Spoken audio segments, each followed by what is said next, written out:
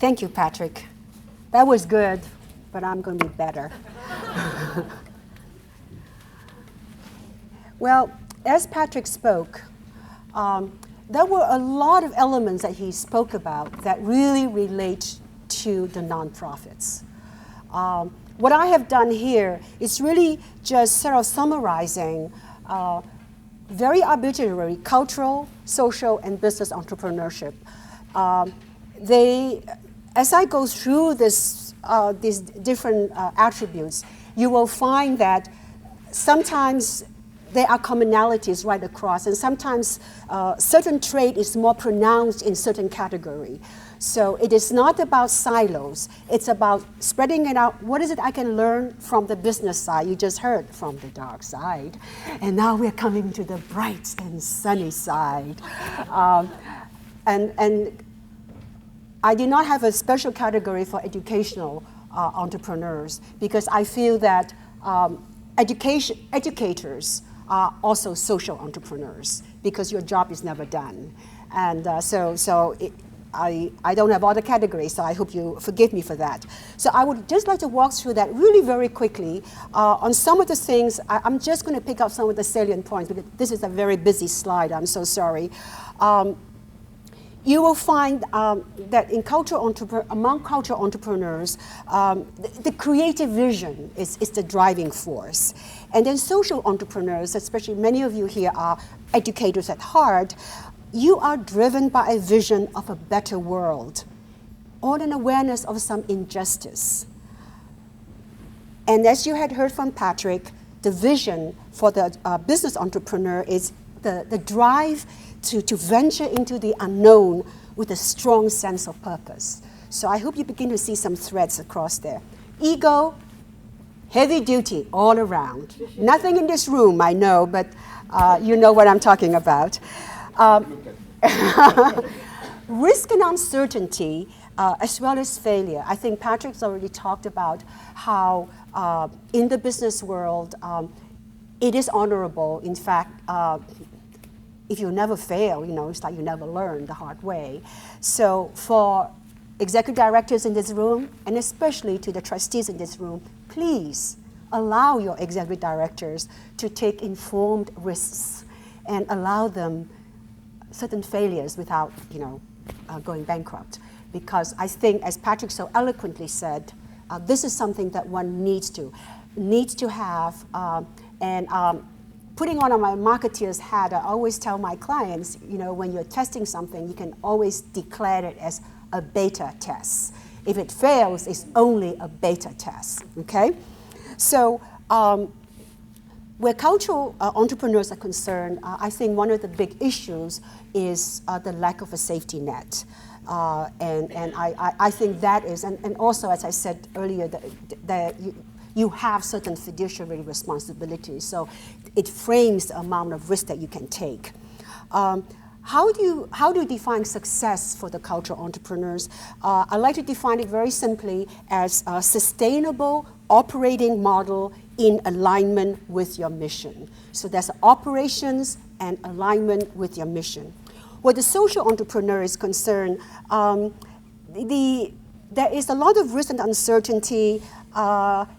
Again, it's bifocal, but the work is technically endless. I'm thinking of the UN said, we want to abolish or reduce poverty. To be real, it's always going to be there. So when you are, no child left behind, this is not something that you can achieve so easily. So for the social entrepreneur, that is some sort of a endless aspect to the work. And so success and failure is a continuum. So since the work is endless, the social entrepreneur sees success and failure also as a continuum. And the successful social entrepreneur adapts as the circumstance evolve. I'm not going to talk about the business entrepreneur because that I think Patrick had covered it quite well. Let me go to the next category, which is the barriers to success. I think losing your focus, I think it's kind of endemic. One of the things I find in cultural entrepreneurs is who tries to be very focused and driven and so on, but lack the business acumen and not market-oriented. Because whether we like it or not, our audiences, and in Patrick's language, the customer, vote with their feet. So unless we really understand the marketplace and have business savvy, that is a barrier to success, to failure. And sometimes I find cultural entrepreneurs could be too much of a purist. You know, I would only, show Monet paintings of this period and nothing else. So we need to ease up on that. And unable to keep up with technology is something that it has passed me by. So I have my in-house high-tech advisors. For social entrepreneurs, success barriers, it could be lack of quality team. I think under-resourced, I think that is sort of endemic. But wrong or bad timing is something that could actually, pull you back. So, how about success enablers? I think the ability to integrate creative and an organizational mind is very important to be successful. Somehow, the creative and innovative person tend to think, the operations, let the CFO or the COO do it. I'm just so creative. Unfortunately, you need both in the same You may have a proclivity towards creation and innovation, but innovation stops dead on its feet unless you attend to the details and make it operational. You have to be fearless, a risk taker, opportunistic. All these qualities are very similar to the business. So we kind of tiptoe into the dark side and come back to the sunny side after we learn from them. But I think the most important thing to summarize the enabler of success is the ability to be agile and selectively use cultural, social, and business entrepreneurial traits. Give you a couple of examples of successes, and because I want you guys to come up with the ideas later after I finish talking. Many years ago, I don't know, it was anonymous, somebody said, singles bar. Empty museum lobby. Well, you know where I'm getting at? Put the two together. Friday single mingles. We don't know who started the idea, but it was a great creative and innovative move, and it has become commonplace now. Another was a concrete example, and is the Hillstead Museum. I know the director couldn't be here today, but I'll tell her a little story so she wouldn't be embarrassed. I think cultural or educational entrepreneurial leaders do not need to make huge gestures that cost $300 million. Entrepreneurial leadership thinking could be had in little steps. Those of you who know Hillstead Museum in Connecticut, in Farmington, Connecticut, they have 150 acres, and every morning, dozens of dog walkers walk through the beautifully manicured rolling lawn. And Sue, the executive director, thought one day, all these people, they are freeloading. So one day, she got up really early at 7 in the morning with a little basket. And in the basket, he had little doggy biscuits and also propaganda from the Hillstead Museum. And she approached each of the dog walkers, welcomed them to the grounds of the Hillstead Museum, and gave her elevator speech to these dog walkers, and to rub guilt into these dog walkers, a little gift-wrapped doggy biscuit. And she told me she actually had people who signed up and became members, and the biggest check she got, like 10 days later, was $2,000 So here is an entrepreneurial leadership thinking that did not cost a lot of money. Okay, so let me now move on to two mini case studies. And this one I call the Goliath story. The Goliath story is about the Guggenheim Museum Foundation. Now, under the leadership of Thomas Kranz, expanded its franchise to Bilbao in Spain in 1997 and changed Bilbao, sealed the marriage of contemporary art and designer architect, transformed Bilbao, and redefined cultural tourism in one fell swoop.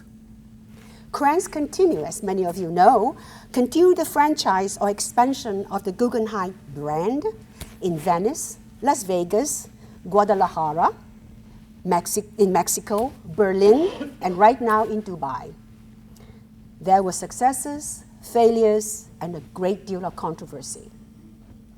Kranz demonstrated a bigger-than-life, verging on megalomania, global expansion vision for the Guggenheim brand. By doing so, he gave the combination of cultural, social, and business entrepreneurship a new meaning. He had his global vision armed with impermeable ego. He was self-assured and fearless, a high-stake risk-taker, although he shared the risk with willing international players. A wheeler and dealer, to be sure, enjoyed ego-boosting international acclaim and endured withering criticism and controversy at the home front in the moneyed world of Manhattan. In 2008, Mr. Kranz was let go as the director.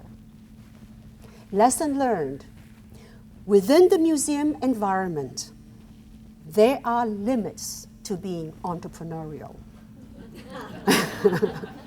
Is that agreement? Here is the case where think globally and act locally became think locally and act globally.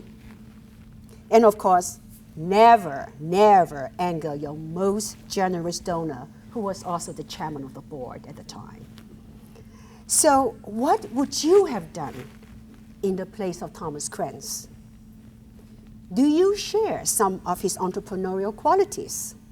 Which of his qualities would you want to cultivate for yourself? And which ones should you temper and restrain from? So that is the Goliath story. Let me give you a David story. David's story, I took an example outside of the museum environment, but I think there are points of intersection to what you do, is community building. The Asian Community Development Corp in Boston, Chinatown was founded in 1987 to provide affordable housing to the community. However, today it has evolved into a spunky powerhouse that addresses social and cultural needs of the community. The management uses a continual adaptive strategy that combines the traits of social, cultural, and business entrepreneurs. Today, in addition to partnering with developers to build multi-million-dollar affordable housing, ACDC also runs a radio station that is run by Asian youth to dispel the Asian stereotype that Asians are not good communicators.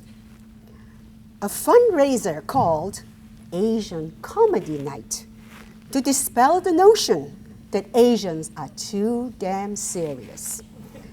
And as a community builder, ACDC presents an Asian film festival in the small urban park in Chinatown. I think they only charge $1. My assessment, the executive director who had training in art was able to transfer to his work at ACDC what all artists has to grapple with, the reiterative process of artistic creation that goes from idea to concrete, back to idea again. His other entrepreneurial qualities include a very clear vision, ego that is large enough to include others, being opportunistic, accepting rejection and learning from failure, wearing bifocal lens, and by attending to operational details and preparing for the future concurrently. And finally, knowing that the social cultural entrepreneur's job is never done. So, do you share some of those integrative entrepreneurial spirit? Are there traits that you wish to adapt? If yes, why? And do you have a similar story to share? So with that, what I'd like to do is to have all of you participate. And before that, I want to summarize these two case studies, David and Goliath, is that both David and Goliath's stories, I believe, demonstrated traits of an integrated entrepreneurial thinker, doer, and namely an entrepreneurial leader with the combined skills across the board, culture, social, and business. So what I would like to do now is for the next 20 minutes to share your entrepreneurial success stories and or cautionary tales. I hope the latter, because remember, we do encourage sharing of failure. If you could talk within your table, share some of those stories. I'm going to give you around 20 minutes, and then after that, I'd like you to select one of the best and then share it with the rest of the room, okay? Because I think after lunch, and thank you so much, you guys have been so attentive, because after lunch is very difficult. You all want to take a nap. So now Patrick and I could take a nap, and you guys would do the talking.